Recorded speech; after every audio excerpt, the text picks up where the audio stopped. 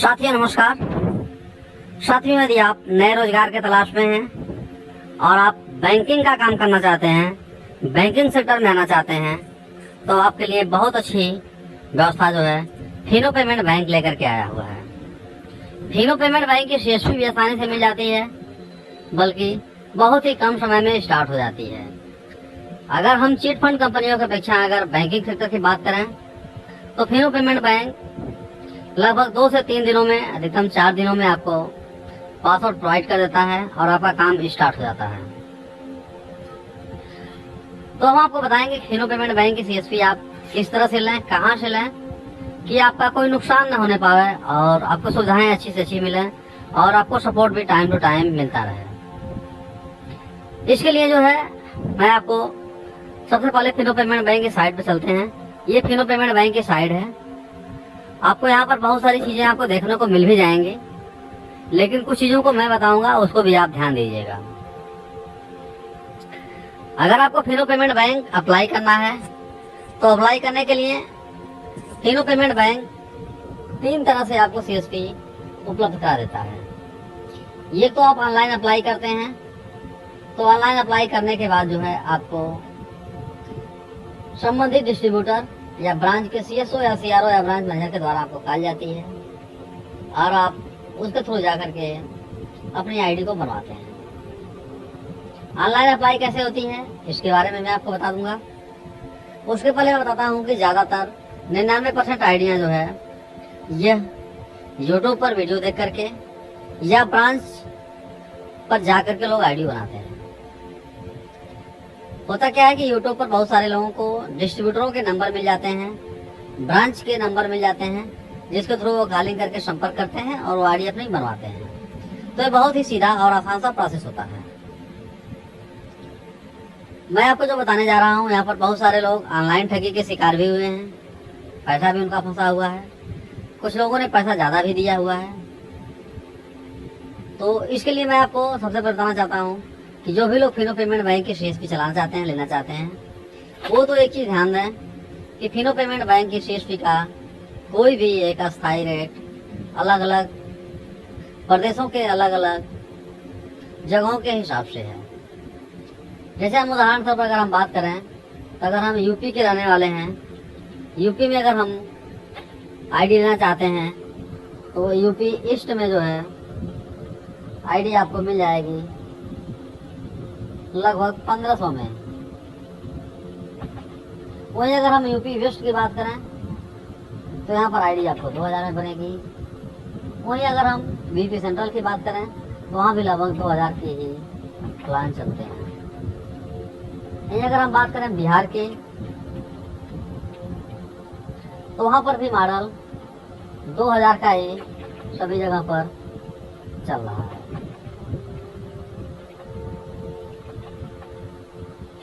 लेकिन होता क्या है कि कुछ जगहों पर आईडियां और भी सस्ती बन जाती हैं। बनने के पीछे रीजन होता है कि जो EP ईस्ट का डिस्ट्रीब्यूटर है, यह अगर बिहार में आईडी बनाता है या यूपी वेस्ट में आईडी बनाता है तो यह 1500 के प्लान में ही आईडी बना देता है। इसको बनाने का पावर होता है और इनकी आईडी चालू हो जाती है। तो इसलिए थोड़ा रेट का कंफ्यूजन हमेशा होता है। तो मैं आपको बताना चाह रहा हूँ कि आईडी आप बना कहाँ सकते हैं। एक तो आप जो है डिस्ट्रीब्यूटर से बना सकते हैं। डिस्ट्रीब्यूटर से आईडी बना लेंगे। उसके बाद आप जो है ब्रांच के कुछ अधिकारी होते हैं जो आईडी बनाते हैं। डायरेक्ट आप ब्रांच में अगर जाते हैं तो वहाँ पर मिलते हैं आपको CSO, जो तीनों बैंक के एम्प्लॉय माने जाते हैं और सबसे लोअर स्थान पे होते हैं। उससे ऊपर होते हैं इनके जो है CRO, ये भी आईडी बनाने में निपुण होते हैं और ये भी आईडी बनाते हैं। इसके अलावा ब्रांच मैनेजर, जिनको हम लोग लैम कहते हैं, ये भी आईडी बनाते हैं। अब आपको आईडी अगर बनानी है तो आपको पैसे की बात हो गई, सपोर्ट की बात समझ लीजिए। नहीं, पैसे की बात तो समझ लीजिए कि पैसे किसी को भी आपको नगद किसी के हाथ में देना नहीं है। उदाहरण के तौर पर मैं देखिए यहाँ पर एक एक्सेल अपना खोल रहा हूँ। अभी सेशन में देखिए मैंने बहुत सारे लोगों का मैंने आईडी बनाया हुआ है। मैं एक उदाहरण के तौर पर जो है मैं बता रहा हूँ कि जब आईडी बनाते हैं हम लोग तो करते क्या है। देखिए मैंने आईडी बनाया हुआ है, अभी से मैं दिखा रहा हूँ आपको किसमें। एक होता है अकाउंट नंबर, देखिए ये इनकी आईडी है, तो ये होता है अकाउंट नंबर। ऐसे ही आईडी जब आपकी तैयार हो जाती है तो आपको भी एक अकाउंट नंबर मिलता है इस तरह से। जैसे देखिए यहाँ पर 2011 ये करके किसी का अकाउंट है, तो आपको जो अकाउंट मिलता है, पैसा आप अगर इस अकाउंट में डालते हैं तो कभी भी आपका नुकसान होने का कोई डर नहीं है, और हर हालत में आपको जो है पैसा आपके अकाउंट में रहेगा और सुरक्षित रहेगा। लेकिन अगर आपकी आईडी बनती है, केवाईसी होती है, ये अकाउंट मिलता है, इसके बावजूद आप पैसा इसमें नहीं डालते हैं, आप डिस्ट्रीब्यूटर को, ब्रांच के सीएसओ सीआरओ या ब्रांच मैनेजर को नकद देते हैं, हार्ड कैश देते हैं, तो परेशानियां आने की संभावना हमेशा बनी रहती है। लेकिन ये पैसा आपको डालना कब होता है, इसके बारे में भी मैं आपको बता रहा हूँ। जब आपकी आईडी पहले कोई भी डिस्ट्रीब्यूटर हो या ब्रांच का सीएसओ सीआरओ हो, या आपके पास जाता है या आप उसके पास जाते हैं, तो आपकी पहले ही केवाईसी होती है। यानी अगला आदमी आपका रिटर्न आईडी अपना खोलेगा, खोलने के बाद आपका मोबाइल नंबर डालेगा, डालने के बाद ओपन अकाउंट आएगा, मर्चेंट अकाउंट सेलेक्ट करेगा, वहाँ पर मर्चेंट बनेंगे, डिस्ट्रीब्यूटर बनेंगे, सेलेक्ट करेगा, आपके जो है आधार नंबर डाला जाएगा, फिंगर लगवाया जाएगा, आपकी सारी प्रोफाइल खुल करके आएगी, कुछ जनरल डिटेल्स में भरने होते हैं, आपके मंथली इनकम वगैरह, नामनी नाम वगैरह भरने होते हैं। उसके बाद आधार कार्ड पैन कार्ड इसमें अटैच होता है, फीड होता है। उसके बाद जो है आपको पैन कार्ड डिक्लेरेशन करना होता है। उसके बाद आपके 10 अंगुली के फिंगर लगते हैं। 10 अंगुली के फिंगर लग जाने के बाद फिर जब नेक्स्ट करते हैं तो फिर आपका वेरिफिकेशन फिर एक बार अंगुली लगती है और आपके मोबाइल पर ओटीपी जाता है।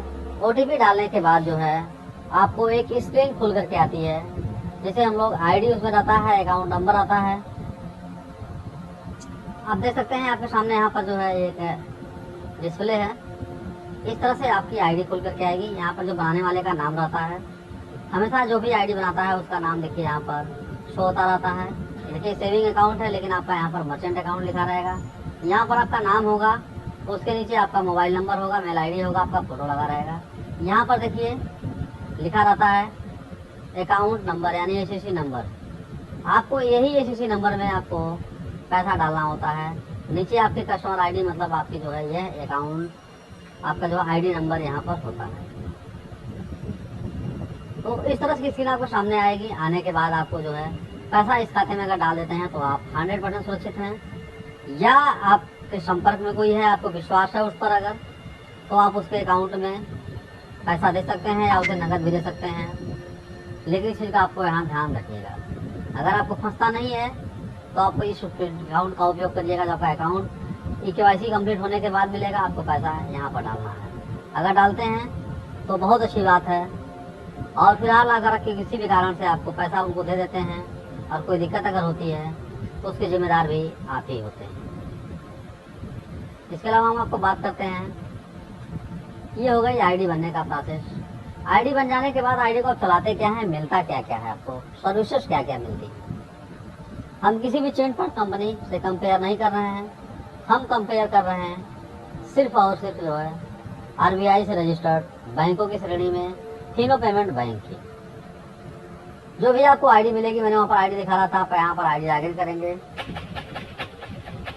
जैसे मैंने एक डेमो आईडी यहाँ पर लॉगिन किया, तो इस टाइप से आपको यहाँ पर लॉगिन करना होगा।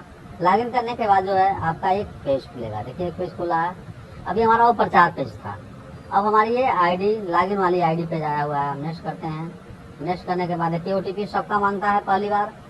जब आपको इसे आप सेव कर लेते हैं अपने कैशे फाइल में, कैशे डाटा में, तो दोबारा आपसे यह नहीं मांगेगा, नहीं तो आपको हमेशा ओटीपी मांगता रहेगा।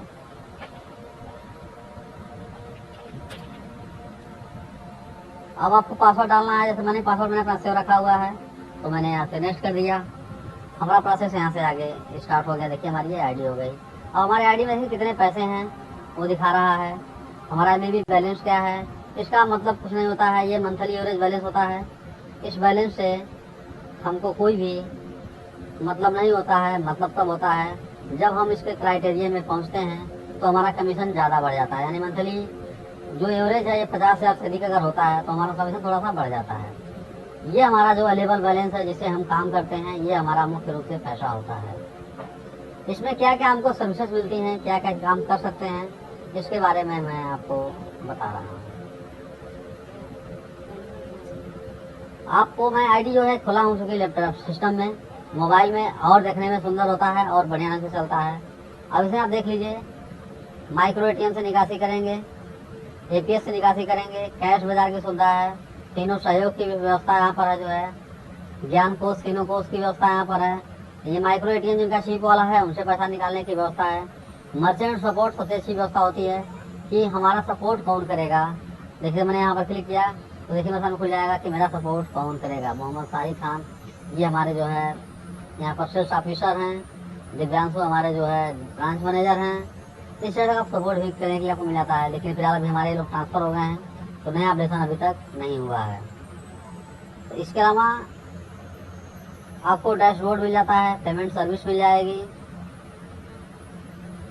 Track revision. अगर जब आईडी वगैरह खोलते हैं तो रिवीजन चेक करने का यहाँ पर ऑप्शन है, या रिवीजन में जो कंफर्म आपको मालूम है कि मेरी आईडी रिवीजन में, आप वहाँ से खोल करके चेक कर लेंगे। ट्रांजेक्शन डिटेल आप देखने का ऑप्शन यहाँ पर है, कैश इन और कैश आउट की क्या व्यवस्था आपकी है। इसके अलावा यहाँ पर रिपोर्ट की अगर हम बात करें तो रिपोर्ट यहाँ से देख सकते हैं। ट्रांजेक्शन स्टेटस जो है डिटेल्स निकाल सकते हैं, अकाउंट हिस्ट्री देख सकते हैं, लिमिट देख सकते हैं और ट्रांजेक्शन रिपोर्ट देख सकते हैं। तो फिर पेमेंट बैंक ये बहुत अच्छी सुविधा देती है। किट मेजरमेंट, जो किट की व्यवस्थाएं होती हैं, कैसे आप ऑनलाइन ऑर्डर करेंगे, कैसे जो है कहाँ तक पहुँचा हुआ इसको देखेंगे। ज्ञान कोर्स एक अच्छी चीज़ है कि ज्ञान कोर्स में आपको कोई भी सर्विस को काम करने का आपको नहीं आता है तो आपको यहाँ समझाया गया है कि किस तरह से जो है पीडीएफ में किस तरह से आप जो है उस सर्विस को देंगे लोगों को। तो इस टाइप से जो है बहुत अच्छी सर्विसेज इसके फिनो पेमेंट बैंक आपके लिए लेकर के आया हुआ है और बहुत ही हम लोगों के लिए यह कारगर साबित। खास करके बहुत कम पैसे में आपको सीएसपी हर जगह पर मिल जाती है। इसका कोई ये नहीं है कि आपको इस इलाके में या इस जगह पर आपको आईडी नहीं मिलेगी। इसकी आईडी सभी जगह पर उपलब्ध हो जाती है। पैसे भी बहुत कम लगते हैं। इसके अलावा बहुत सारे लोग हैं जो केवल एपीएस से काम करते हैं। लेकिन साथियों मैं कहना चाहता हूँ कि जो लोग एपीएस से काम करते हैं वो लोग लंबी दूरी तय नहीं कर सकते हैं, वो ज़्यादा पैसा नहीं कमा सकते हैं। इसलिए जब भी आप आईडी लीजिए तो साथ में माइक्रो एटीएम जरूर लीजिए। यदि आप माइक्रो एटीएम भी लेते हैं तो माइक्रो एटीएम से आपको ट्रांजेक्शन करने की सुविधा मिल जाती है जितना एटीएम कार्ड की लिमिट होती है। जैसे एटीएम कार्ड की लिमिट अगर 10,000 10,000 निकालेंगे, 1 लाख है 1 लाख निकालेंगे, 2 लाख है 2 लाख निकाल देंगे। ये बहुत अच्छी सुविधा माइक्रो एटीएम को होती है। उससे आप बैलेंस इंक्वायरी भी कर लेते हैं। और सबसे बड़ी खासियत कि जब आप अकाउंट ओपनिंग करते हैं तो अकाउंट ओपनिंग के समय जो है आप जो पिन जनरेट करना जाता है और पिन जनरेट आसानी से हो जाता है। तो पिन जनरेट करने के कारण जो है आपके साथ ग्राहक लगे रहते हैं कि कोई भी दिक्कत या कोई बात अगर होती है तो उस काम को आसानी से कर लेते हैं। साथियों मैंने जो आपको बताया ये फिनो पेमेंट बैंक के बारे में बताया। जहाँ तक अब तक अगर आप सुने हैं तो सहयोग की बात कर लें कि सबसे बेहतर फिनो पेमेंट बैंक का कहीं से भी आईडी लें तो आप आईडी डिस्ट्रीब्यूटर से ही लें। डिस्ट्रीब्यूटर से आईडी लेने में आपको फायदा ये होता है कि डिस्ट्रीब्यूटर आपका लाइफ टाइम हमेशा सहयोग करता रहता है, क्योंकि आपके कमीशन में ही डिस्ट्रीब्यूटर का कमीशन बना रहता है। लेकिन आईडी अगर आप ब्रांच से लेते हैं तो आपके कमीशन से उनको कमीशन का कोई मतलब नहीं होता है। आपका बिजनेस हो या ना हो, उनका अपना खुद का टारगेट होता है, तो इसलिए वो सहयोग उतनी अच्छी आपको नहीं कर पाते हैं। और यहाँ पर आपको दोहरा लाभ मिलता है। डिस्ट्रीब्यूटर आपको 7 दिन और 12 घंटे सहयोग करता है और ब्रांच जो है आपको 8 घंटे अधिकतम सहयोग करेगा, लेकिन वो 7 दिन नहीं करेगा, हफ्ते में 5 दिन ही सहयोग करेगा। तो साथियों जो जानकारी में थी हमने आपको बताया।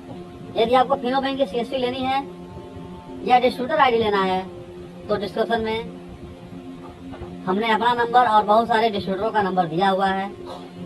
आप उनसे आईडी लेकर के अपना काम को स्टार्ट कर सकते हैं। लेकिन लेन देन का मामला है, सावधानी जरूर बरतिएगा।